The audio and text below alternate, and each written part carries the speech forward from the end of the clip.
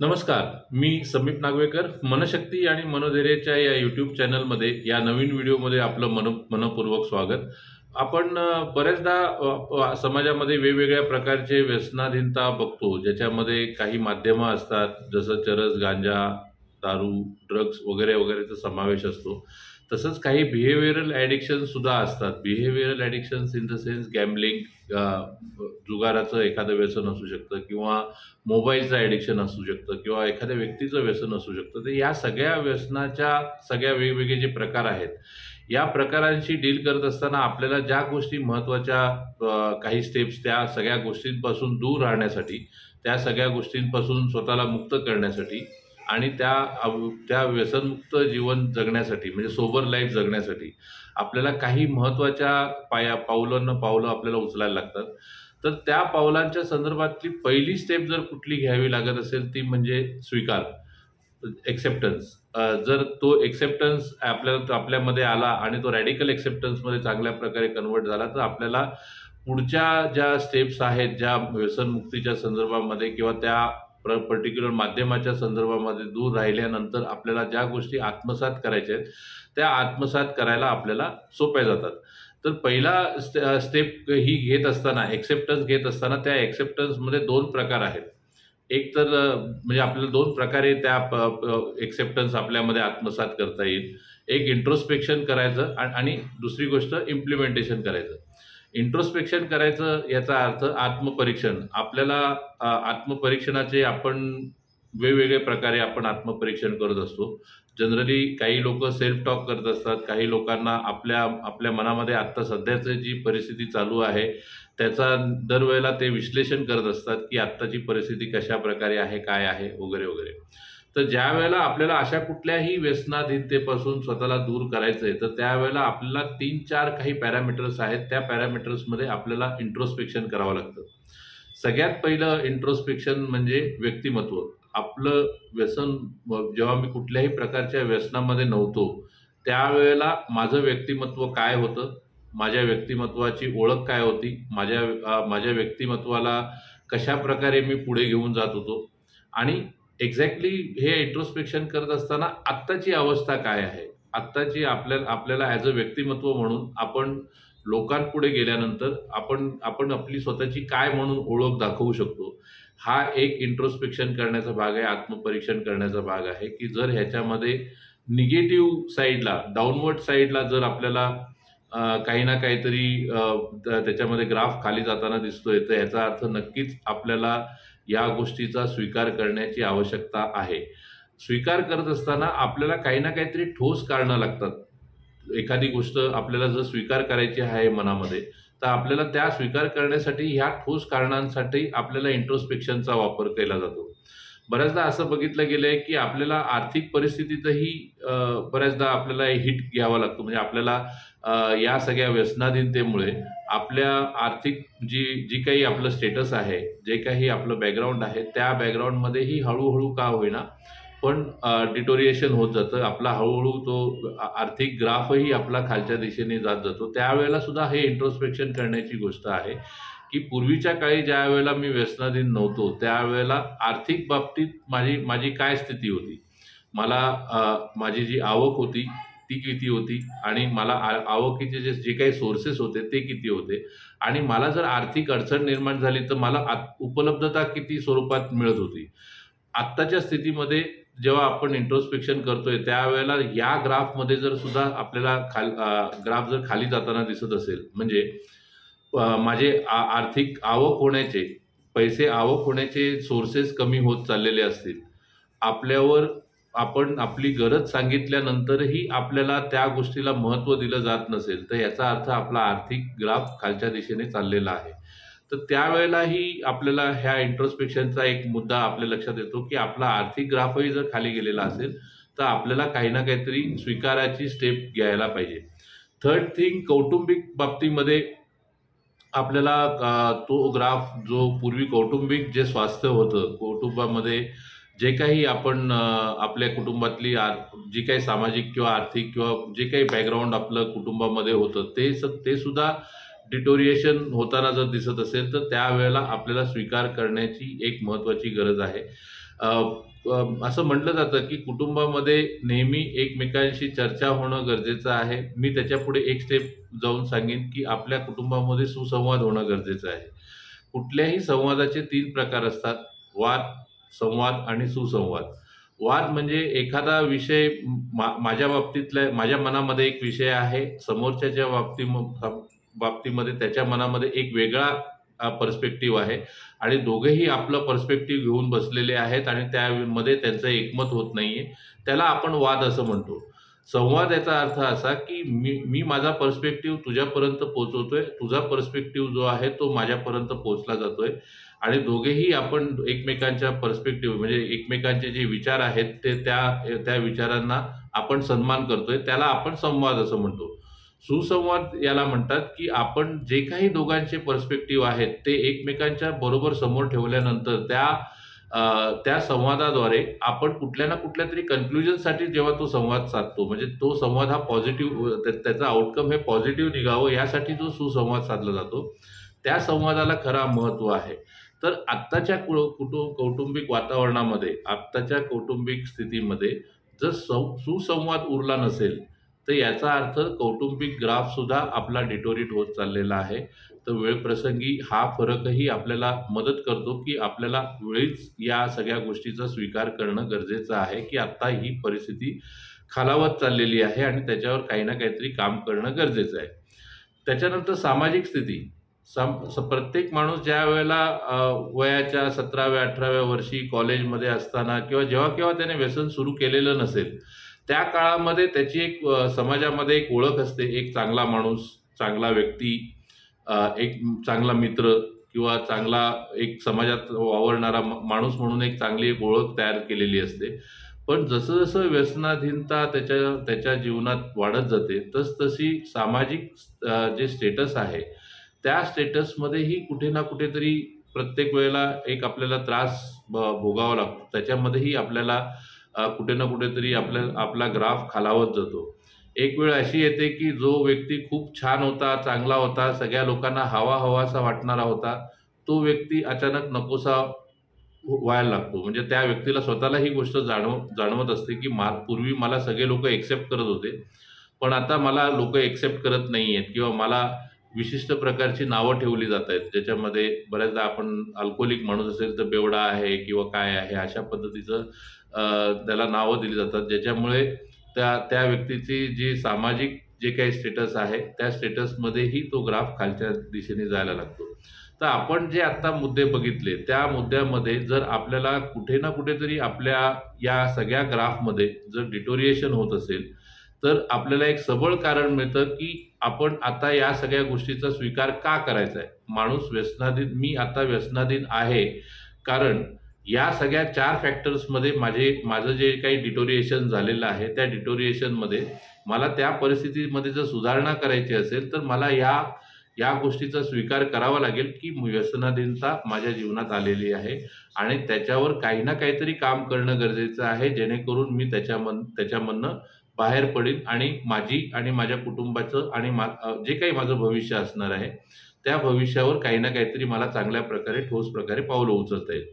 आता आपण एक्सेप्टन्समध्ये जे 2 प्रकार बघितले, इंट्रोस्पेक्शन आणि इम्प्लिमेंटेशन. आता आपण इम्प्लिमेंटेशनकडे जाऊया. ज्या वेळेला आपल्याला तो स्वीकार करायचा आहे त्यावेळेला महत्त्वाचं म्हणजे इम्प्लिमेंटेशनचा अर्थ अंमलबजावणी. आपण काही ना काहीतरी ठोस गोष्टींची अंमलबजावणी करणार असतो तेव्हा तो एक्सेप्टन्स आपल्यामध्ये येतो.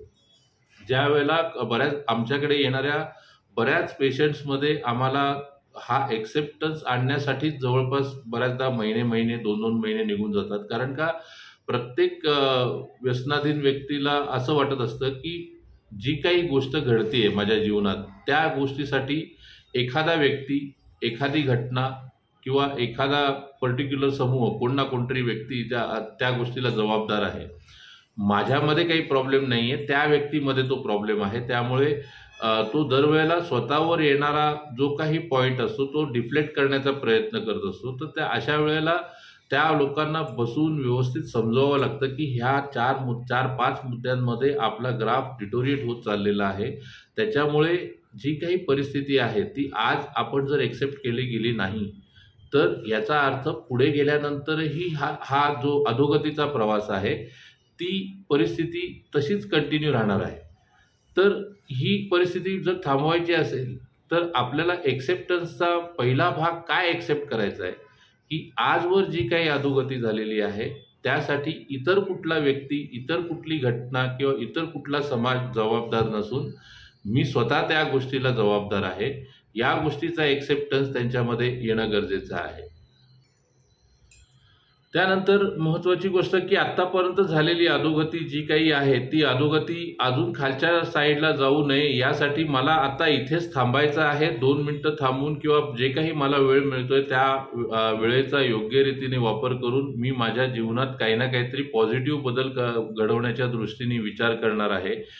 यासाठी तो एक्सेप्टन्स करणं गरजेचं आहे. एक्सेप्टन्स केल्यानंतर ज्या काही स्टेप्स घ्यायच्या आहेत की बाबा पहिली गोष्ट म्हणजे जबाबदारी घेणं. जसं मी तुम्हाला सांगितलं की आजपर्यंत जी काही अधोगती झालेली आहे त्या अधोगतीला इतर कुठलाही व्यक्ती जबाबदार नसून मी स्वतः जबाबदार आहे. तर स्टेप 2 त्याच्यामध्ये ही आहे की ह्याच्या खाली मला जायचं नाही, ज्याला आपण रॉक बॉटम असं म्हणतो, की ह्याच्या खाली मला जायचं नाहीये. आत्तापर्यंत झालेली अधोगती मला मान्य आहे, स्वीकार आहे आणि आता हे अधोगती परत पुढे आणखी खालावणार नाही, याच्यासाठी मी स्वतः ती जबाबदारी घेणार आहे.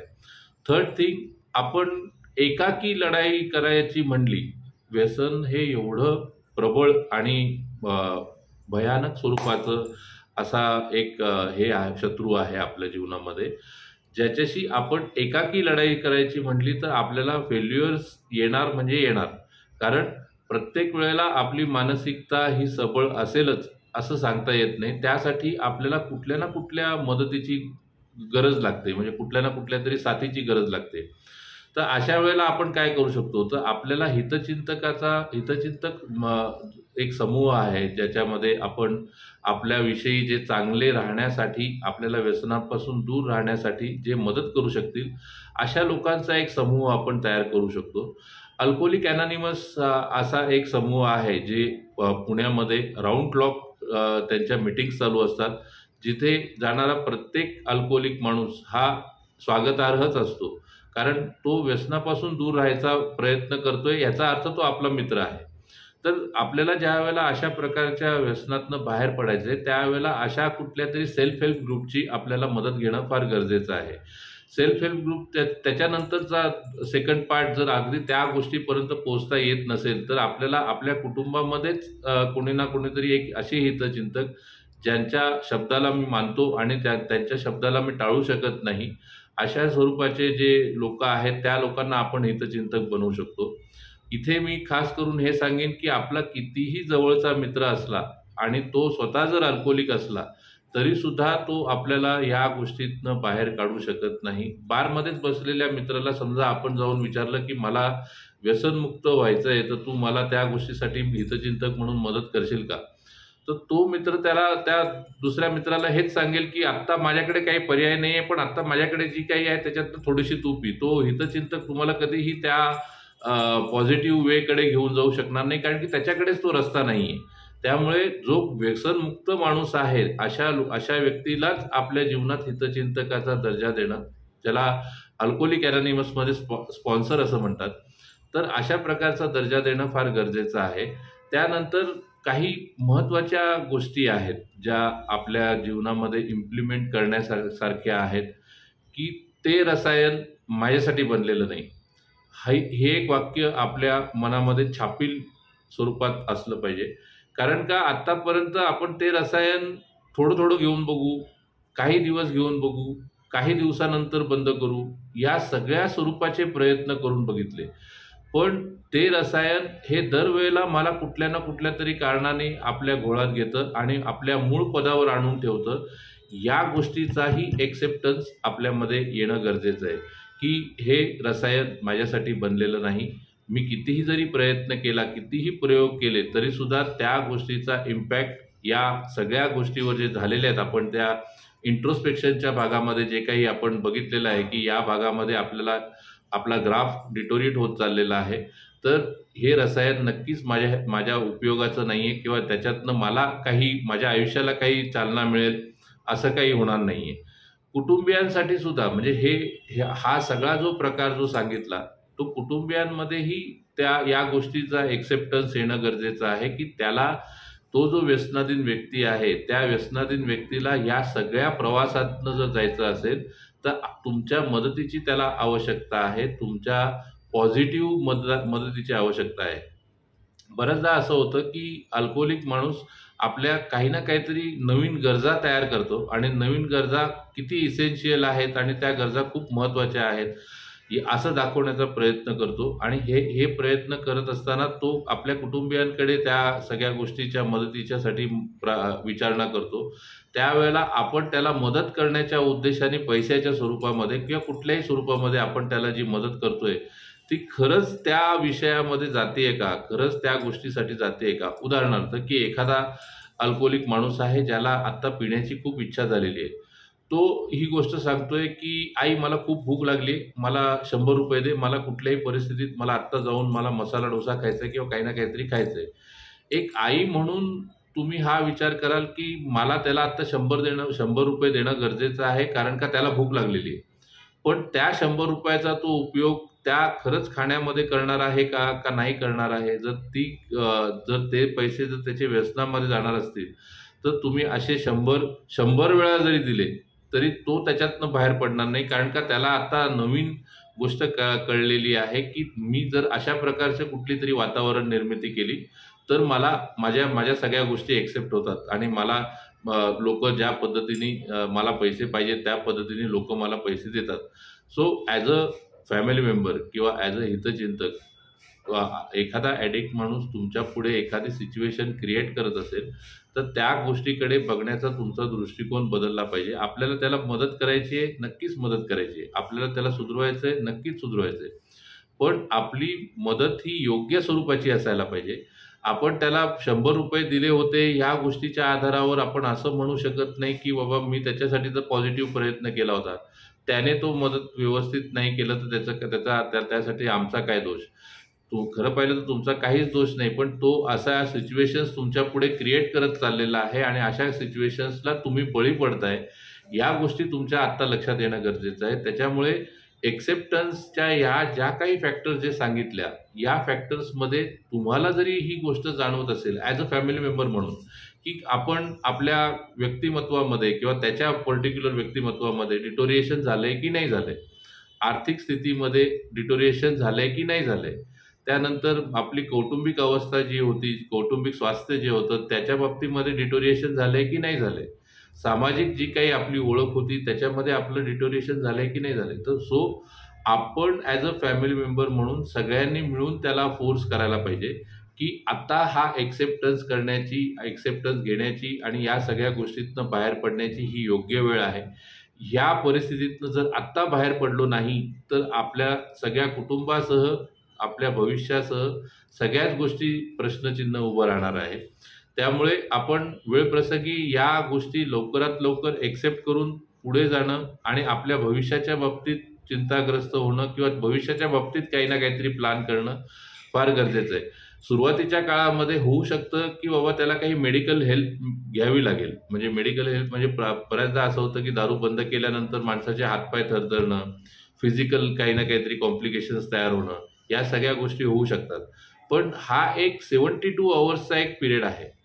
72 तास माणसाचे शरीरामध्ये जोपर्यंत अल्कोहोल आहे तोपर्यंत या सगळ्या गोष्टी त्या व्यक्तीला सहन कराव्या लागतात. एकदा तो 72 तासाचा पिरियड निघून गेला की त्याच्यानंतर हळूहळू त्याचं जीवनमान पूर्ववत जसं नॉर्मल माणसाप्रमाणे तो जगायला सुरुवात होते. पण ही गोष्ट करण्यासाठी, ही गोष्ट समजण्यासाठी आधी फॅमिली मेंबरमध्ये मग त्याच्यामध्ये एक्सेप्टन्स येणं फार गरजेचं आहे. सो अशा वेगवेगळ्या व्हिडिओच्या माध्यमातून जे काही महत्त्वाचे असे विषय आहेत ज्या विषयातनं आपण समाजामध्ये जागरूकता आणण्याचा प्रयत्न करतोय. पण तुम्हाला जर हा व्हिडिओ आवडला असेल आणि तुम्हाला जर वाटत असेल की या अशा व्हिडिओच्या माध्यमातून आपण समाजामध्ये काही ना काहीतरी चांगल्या पद्धतीने जनजागृती आणण्याचं काम करू शकतो किंवा जे आत्ता कौटुंबिक वाताहत होते समाजामध्ये व्यसनामुळे किंवा इतर कुठल्याही गोष्टींमुळे वाताहत जर होते तर त्या लोकांपर्यंत ह्या अशा प्रकारची इन्फॉर्मेशन पोहोचवल्यानंतर किंवा त्यांना त्या बाबतीत जागरूक केल्यानंतर कदाचित त्या लोकांना एक बाहेर पडण्याची एक संधी आपण त्यांना देतोय, अशा प्रकारचा एक आपण पाऊल उचलू शकतो. सो माझा प्रयत्न हाच आहे की इथे माझ्याकडे येणारा प्रत्येक माणूस या सगळ्या गोष्टीतनं जागरूक व्हावा, कौटुंबिकरित्या जागरूक व्हावा, त्यांचं कुटुंब सुद्धा जागरूक व्हावं आणि समाजामध्ये पुन्हा एकदा नव्याने उभारी घेण्यासाठी तयार व्हावं. तर अशा प्रकारच्या व्हिडिओच्या माध्यमातून मी तुम्हाला पुढे येणाऱ्या नवीन व्हिडिओजमध्ये काही ना काहीतरी मार्गदर्शनपर सांगण्याचा प्रयत्न करीनच. पण तुम्हाला जर आमचे हे प्रयत्न आवडत असतील किंवा मी जे काही इन्फॉर्मेशन तुम्हाला देतोय ती जर तुम्हाला इन्फॉर्मेशन जर आवडत असेल, तर तुम्ही नक्कीच शेअर करा, आमच्या चॅनलला सबस्क्राईब करा आणि पुन्हा एकदा आम्हाला 1000 सबस्क्रायबरचा पल्ला गाठून दिल्याबद्दल तुमचे मनःपूर्वक आभार. धन्यवाद.